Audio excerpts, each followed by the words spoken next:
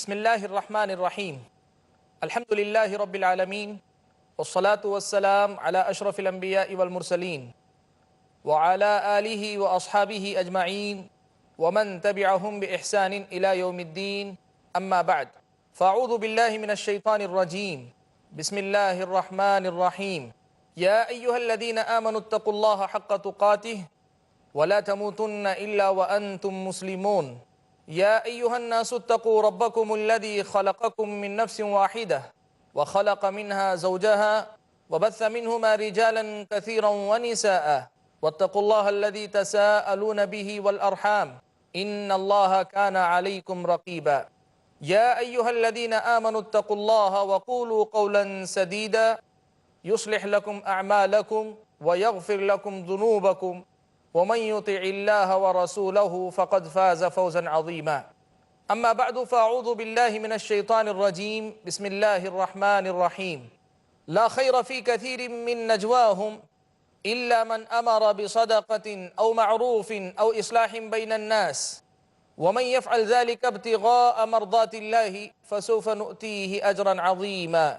ناظرین اکرام، دل کی دنیا اس سلسلے کا ایک اور موضوع لے کر میں آپ کے درمیان حاضر ہوں. ہماری گفتگو جاری ہے قلبی اعمال کے سلسلے میں. ہم نے پچھلے ایپیسوڈ میں قلبی اعمال میں سے سب سے پہلے اور بنیادی عمل نیت سے متعلق گفتگو شروع کی تھی. نیت کے سلسلے میں کئی ایک باتیں ہم نے سنی. اسلامی شریعت کی نظر میں اعمال کا دار و مدار نیتوں ہی پر ہے، یہ بات ہم نے سنی. فضیل ابن عیاض رحمۃ اللہ علیہ ایک بات کہا کرتے تھے، انما یرید اللہ منک نیتک و ارادتک. دیکھو، اللہ تعالیٰ تم سے جو چاہتے ہیں حقیقت میں تمہاری اپنی نیت اور تمہارا ارادہ ہی چاہتے ہیں. اس کا یہ مطلب نہیں ہے کہ اللہ تبارک و تعالیٰ کو صرف اچھی نیت چاہیے، ظاہری عمل نہیں چاہیے. ایسا نہیں. اسلام ظاہری درستگی بھی چاہتا ہے، انسان سے مکمل شریعت کی پابندی، سنت کی موافقت بھی چاہتا ہے، لیکن یہ موافقت وغیرہ سب اسی وقت ہیں جب انسان کی نیت درست ہو.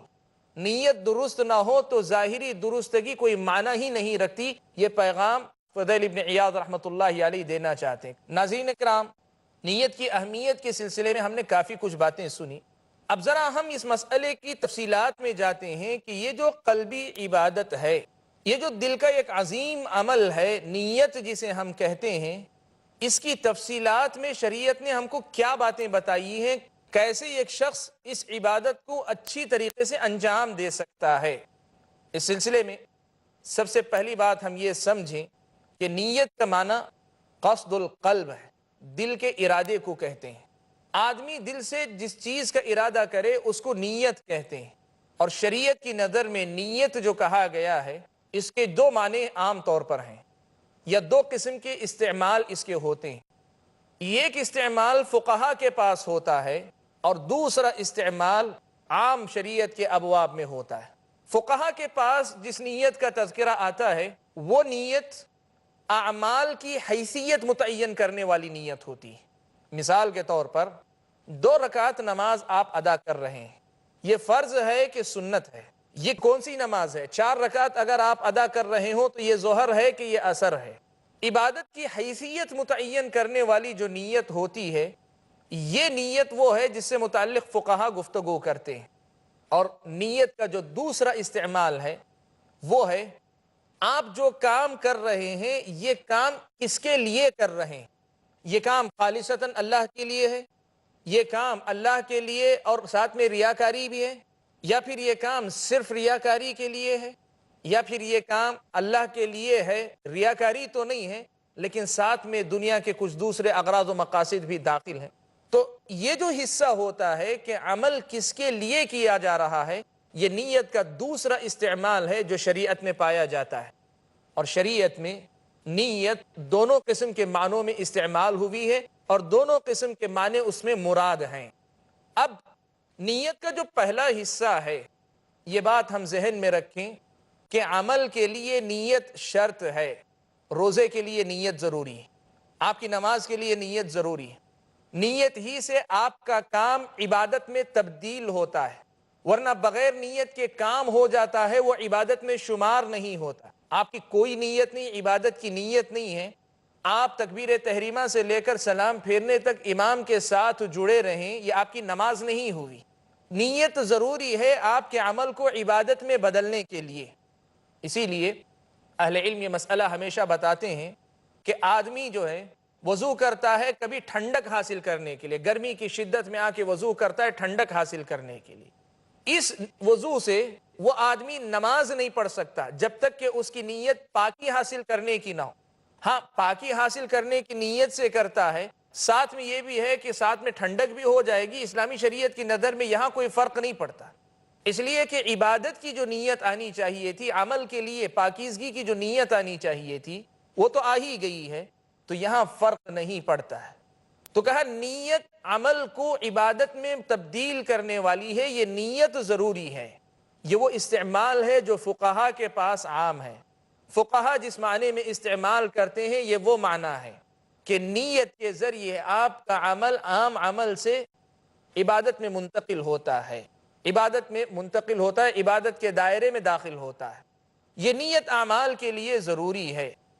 اب علماء نے یہ بات لکھی ہے کہ اسلامی شریعت میں دلائل کی روشنی میں یہ بات واضح ہوتی ہے کہ اللہ کے نبی صلی اللہ علیہ وسلم نے کہیں بھی اس نیت کے زبان سے اظہار کا حکم نہیں دیا، گرچہ بعض فقہا یا بعض اہل علم، بعض علماء کے پاس مختلف عبادتوں میں زبان سے نیت ظاہر کرنے کا تذکرہ ملتا ہے، لیکن دلائل کی روشنی میں سوائے حج یا عمرے کے، حج کی جو عبادت ہے اور عمرہ جس کا حصہ ہے، حج کی عبادت کے علاوہ کسی اور عبادت میں آدمی اپنی نیت کا اظہار زبان سے کرے، اس کا تذکرہ ہم کو کہیں نہیں ملتا۔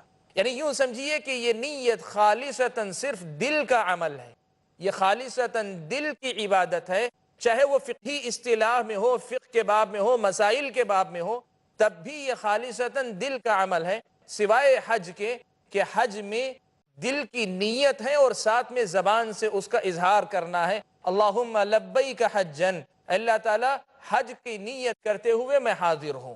تو یہ مسئلہ ایک اہم مسئلہ کہ ہم نیت کو دل کی عبادت کے طور پر ہی لیں، اسی حیثیت سے انجام دیں، جہاں الفاظ آئے وہاں الفاظ ادا کریں، جہاں نہیں آئے وہاں صرف دل پر بس کریں۔ اب یہ جو فقہا کی اصطلاح ہے، اس میں اہل علم کے پاس متعدد مسائل ہیں۔ ان مسائل میں سے کچھ مسائل اس قسم کے ہیں کہ کیا آدمی اپنی فرض نماز کے دوران نیت تبدیل کر کے اس کو نفل بنا سکتا ہے، یا نفل نماز کی نیت کو بدل کر فرض کی نیت کی طرف جا سکتا ہے۔ اسی طرح 4 رکعت کی نیت سے نماز شروع کی تھی، نفل نماز، لیکن وہ 2 پہ ختم کرنا چاہتا ہے، درمیان میں اپنی نیت تبدیل کر سکتا ہے۔ یا 2 رکعت کی نیت سے نماز شروع کی تھی لیکن دل جمعی کے ساتھ نماز ہو رہی ہے، وہ چاہتا ہے 2 کے بجائے اس کو 4 رکعت میں تبدیل کر لے، مسلسل ایک تشہد کے بعد مسلسل سلام پھیرے بغیر پڑھنا چاہتا ہے۔ اسی طرح کیا امام اور مقتدی کی نیت میں اختلاف ہو سکتا ہے کہ امام کی ایک نیت ہو، مقتدی کی ایک نیت ہو؟ کیا اس قسم کے اختلاف نیت کے ساتھ اقتداء درست ہوتی ہے کہ نہیں ہوتی ہے؟ یہ سب وہ مسائل ہیں نیت کے جو فقہا اس پر گفتگو کرتے ہیں، فقہا کے پاس یہ مسائل زیر بحث آتے ہیں۔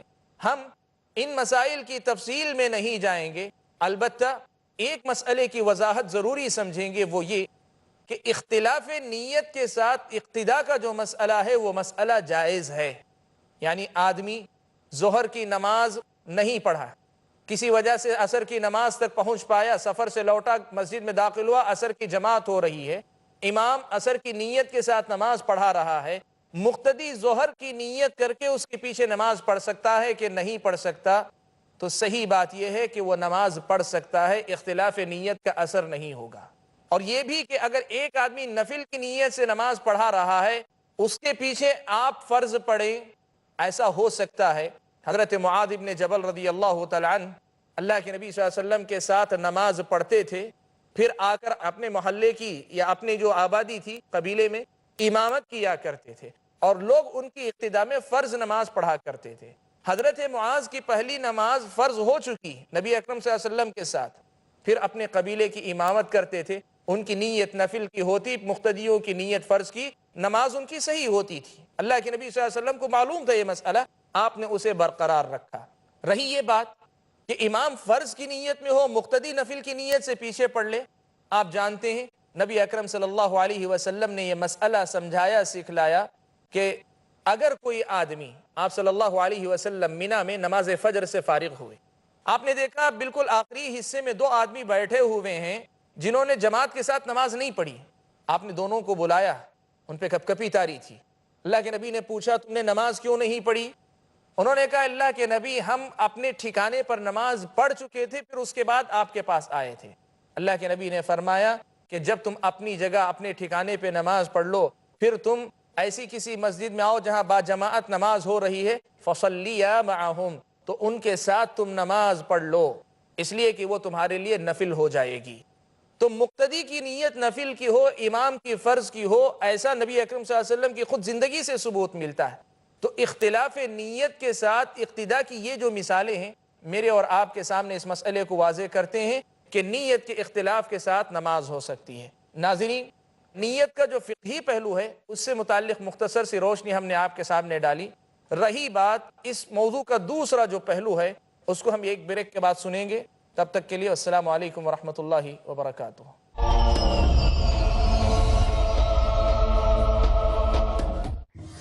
ستیزہ کار رہا ہے ازل سے تا امروز، چراغ مصطفی سے شرار بولہبی۔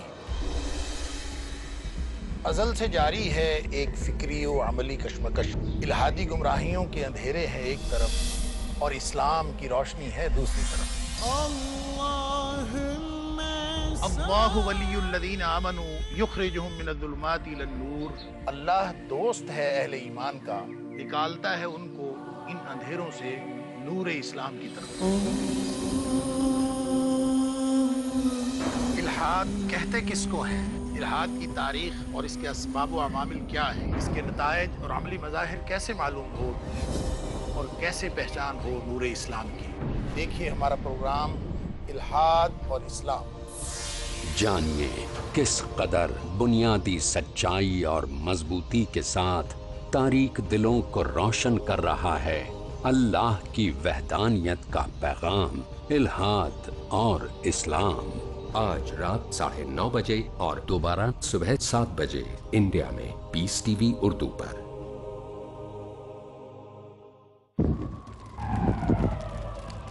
Dialogue, discussion, debate, rebuttal, conclusion.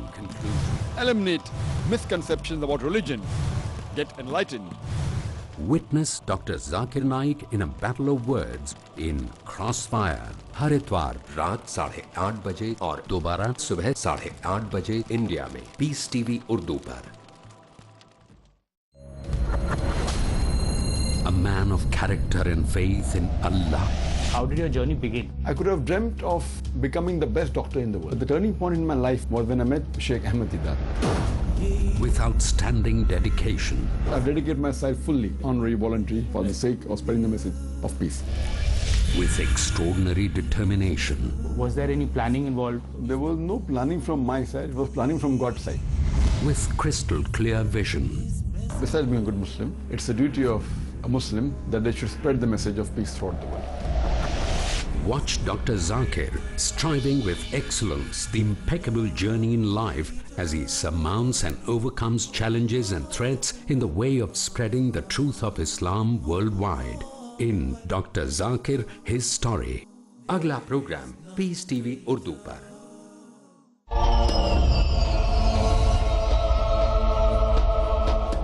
بسم اللہ الرحمن الرحیم۔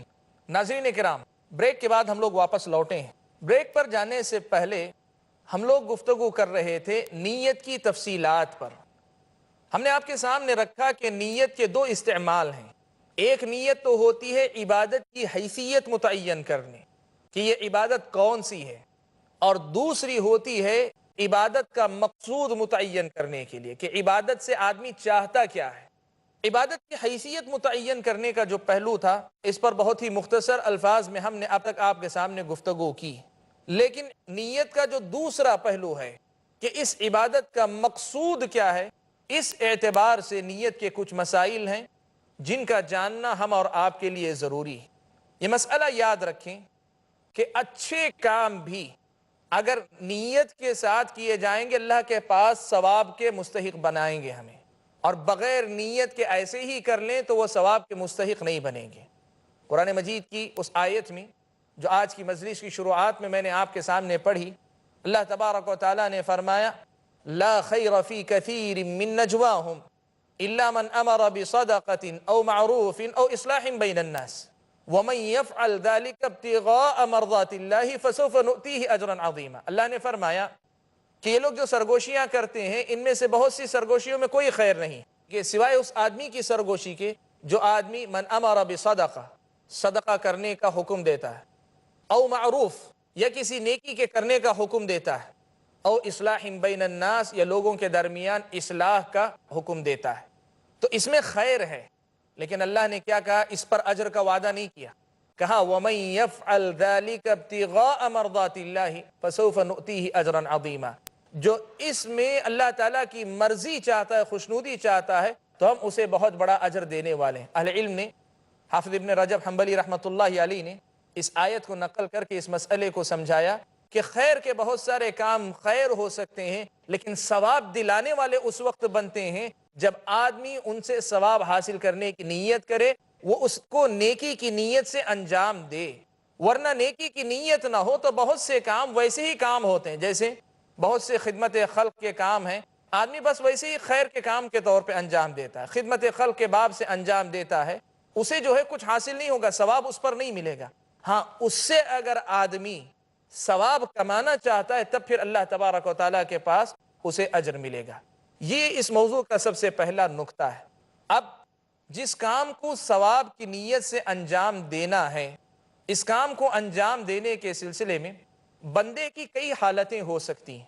پہلی حالت یہ ہے کہ جو کام اللہ کی خوشنودی کے لیے کرنا چاہیے وہ کام صرف دنیا حاصل کرنے کے لیے یا جو ہے ریاکاری کے لیے کرے، دکھاوے کے لیے کرے، یعنی اللہ کو راضی کرنے کے بجائے غیر اللہ کو راضی کرنے کے لیے کرے، 100% ریاکاری، اس میں اللہ تعالیٰ اس کا مقصود ہے ہی نہیں، خالص ریاکاری اس کا مقصد ہے۔ ایک دوسرا درجہ یہ ہے کہ بندہ اللہ تعالیٰ کی رضا ہی کے لیے کرنا چاہتا ہے، لیکن ساتھ میں اللہ کی رضا کے ساتھ ساتھ ریاکاری چاہتا ہے، وہ عبادت بھی چاہتا ہے، دنیا میں نام بھی چاہتا ہے، وہ نیکی کا بدلہ بھی چاہتا ہے، ساتھ میں چاہتا ہے کہ دنیا میں اس کا تذکرہ ہو، خوب اس کے تذکرے۔ یہ دوسرا درجہ ہے۔ اب یہ جو دوسرا درجہ ہے کہ عمل اللہ کے لیے کرے اور ساتھ میں ریاکاری بھی، اس کی دو حالتیں ہو سکتی ہیں۔ ایک حالت یہ کہ اللہ کے لیے عمل کر رہا ہے لیکن ابتدا ہی سے ریاکاری داخل ہے، ابتدا ہی سے ریاکاری بھی ساتھ میں ہے۔ یا دوسری صورت یہ کہ اللہ کے لیے عمل شروع کیا خالصتاً، درمیان میں ریاکاری داخل ہو گئی۔ جو عمل خالصتاً اللہ کے لیے کیا جاتا ہے وہ عمل اگر کوئی آدمی غیر اللہ کے لیے کرے، وہ عمل نہ صرف یہ کہ برباد ہو جائے گا بلکہ الٹا اللہ تبارک و تعالیٰ کے پاس انسان کو گنہگار کرے گا، اللہ تعالیٰ کے پاس گنہگار کرے گا۔ جیسے منافقین کی نماز کا مسئلہ اللہ نے بیان فرمایا، اللہ تبارک و تعالیٰ نے یہ بات بیان فرمائی ان المنافقین یخادعون اللہ وهو خادعهم وَإِذَا قَامُوا إِلَى الصَّلَاةِ قَامُوا كُسَالَى يُرَاءُونَ النَّاسَ وَلَا يَذْكُرُونَ اللَّهَ إِلَّا قَلِيلًا۔ کہ یہ لوگ ریاکاری سے کام لیتے ہیں اور اللہ تعالیٰ کا بہت تھوڑا ذکر کرتے ہیں۔ منافقین کی یہ نماز اللہ تبارک و تعالیٰ کی خوشنودی حاصل کرنے کے لیے نہیں تھی، یہ خالصتاً دکھاوا تھا۔ ایسا عمل برباد کر دیا جاتا ہے، الٹا آدمی کو گنہگار کر دیتا ہے۔ جو کام اللہ کی رضا کے لیے کرنا ہے وہ کام اگر بندہ غیر اللہ کے لیے کرتا ہے یہ شرک ہے، یہ شرک ہے، اور اللہ تبارک و تعالیٰ شرک کو معاف نہیں کرتے ہیں۔ اللہ تبارک و تعالیٰ کے پاس گرفت ہے۔ اور ریاکاری خاص طور پہ ایسے اعمال میں جو صرف اللہ کے لیے انجام دیے جاتے ہیں، جیسے نماز، یہ اگر صرف غیر اللہ کے لیے پڑھتا ہے تب تو یہ کھلا شرک ہے۔ اور اگر کام ایسا ہے جو اللہ تعالیٰ کے لیے اور غیر اللہ دونوں کے لیے کیا جاتا ہے لیکن وہ آدمی صرف غیر اللہ کے لیے کر رہا ہے، جیسے زکوٰۃ دینا، صدقات دینا، پیسہ خرچ کرنا، تو یہ عمل بھی کلی طور پہ، پورے طور پہ برباد کر دیا جاتا ہے۔ یہ ہوا پہلا عمل کہ جو عمل اللہ کے لیے کرنا ہے وہ خالصتاً ریاکاری کے ساتھ کرے تو سب ضائع ہے۔ دوسری صورت یہ ہے کہ آدمی اللہ کی رضا اور خوشنودی کے لیے عمل شروع کرتا ہے لیکن ساتھ میں ریاکاری آ جاتی ہے. یہ دو صورتیں، یا تو ابتدا سے آتی ہے ریاکاری یا بعد میں جا کر شامل ہوتی ہے ریاکاری. جہاں تک ابتدا ہی سے ریاکاری کے شامل ہونے کا معاملہ ہے، اللہ تبارک و تعالیٰ نے صحیح مسلم کی روایت میں یہ بات واضح الفاظ میں بیان فرما دی. نبی اکرم صلی اللہ علیہ وسلم نے فرمایا انا اغنى الشركاء عن الشرك من عمل عملا اشرك فيه معي غيري تركته وشركه. اللہ تبارک و تعالیٰ نے فرمایا کہ میں پارٹنروں میں سب سے زیادہ بے نیاز ہوں. جو آدمی کوئی ایسا عمل کرے جس میں میرے ساتھ کسی اور کو بھی شریک کر لیتا ہے تو میں اس کو بھی چھوڑ دیتا ہوں، اس کے عمل کو بھی چھوڑ دیتا ہوں. اللہ کو ضرورت نہیں ایسے کسی عمل کی، وہ بے نیاز. اگر عبادت کر رہے ہو صرف اس کی عبادت کرو، اللہ تبارک و تعالیٰ ملے، ساتھ میں جو ہے ریاکاری کا جذبہ بھی ہو. ایسی صورت میں وہ عمل صرف ریاکاری کا ہوگا، گرچہ نیت آدمی کی اللہ کی خوشنودی کی بھی ہے لیکن اس نیت کا کوئی فائدہ نہیں. یہ بات اللہ تبارک و تعالیٰ نے واضح الفاظ میں بیان فرمائی. ہاں اگر بندہ نیک نیتی کے ساتھ عمل شروع کرتا ہے، صرف اللہ تبارک و تعالیٰ کی خوشنودی کے لیے کرتا ہے، لیکن بیچ میں نیت داخل ہو جاتی ہے، بیچ میں ریاکاری داخل ہو جاتی ہے، تب پھر اہل علم نے لکھا کہ عمل کے دو درجے ہوتے ہیں. کچھ اعمال ایسے ہیں جن اعمال کا ابتدا اور انتہا دونوں ایک ہی حکم میں ہوتے ہیں، یعنی خلل کہیں بھی پیدا ہو پورا کا پورا عمل ضائع ہو سکتا ہے. جیسے نماز ہے، اگر آدمی نماز کے کسی ایک حصے میں بھی غلطی جان بوجھ کر کرے گا پوری نماز باطل ہوتی ہے. لیکن وہی صدقات و خیرات ہے، طلب علم ہے وغیرہ، اس میں آدمی کا ہر روپیہ جو ہے الگ الگ شمار ہوتا ہے. شروع میں آدمی نماز اخلاص کے ساتھ شروع کیا تھا لیکن درمیان میں نیت خراب ہوئی، پھر اس نے اپنی نیت کی اصلاح کر لی، تو کیا اس کو اس کا بدلہ ملے گا کہ نہیں ملے گا؟ اہل علم نے لکھا چونکہ اصل اخلاص ہے، وقتی طور پہ ریاکاری شامل ہو گئی تھی تو ریاکاری کا حصہ نکال دیا جائے گا، اتنا اجر کم کر دیا جائے گا، لیکن اصل چونکہ اخلاص پر تھی اس کا اجر انسان کو ملے گا. اور اگر عبادت ایسی ہے جس کے حصے ہو سکتے ہیں، اس کا اول اس کے آخر سے جڑا نہیں ہے، جیسے زکوٰۃ اللہ کی راہ میں خرچ کر رہا تھا، پیسہ دینا شروع کیا، مخلص تھا، دیتے دیتے کہیں اس کے بعد درمیان میں نفس بڑا ہونے لگا اور ریاکاری داخل ہو گئی، تو کہا ایسی صورت میں آدمی کو حکم یہ ہے کہ آدمی پھر سے نئی نیت کر لے، جیسے ہی احساس ہو اس نیت کو ختم کر کے نئی نیت کر لے. تو اس طرح جو عمل خالصتاً اللہ کے لیے شروع کیا گیا، ریاکاری بعد میں داخل ہوئی، تو یہ مسئلہ مختلف فی ہے، علماء کے درمیان اختلاف ضرور ہے، لیکن راجح مسئلہ یہی ہے کہ انشاءاللہ اس کی جو اصل تھی اللہ تعالیٰ اس کی قدردانی فرمائیں گے اور اجر عطا کریں گے. باقی جو خرابی تھی اس خرابی کو اللہ تعالیٰ نکال باہر کریں گے. اور دلیل اس کی وہی دی، کہا کہ جس حصے میں شرک واقع ہوا اس حصے کو اللہ تعالیٰ ترکتہ والشرک، میں اس کو چھوڑ دیتا ہوں اور اس کے شرک کو چھوڑ دیتا ہوں.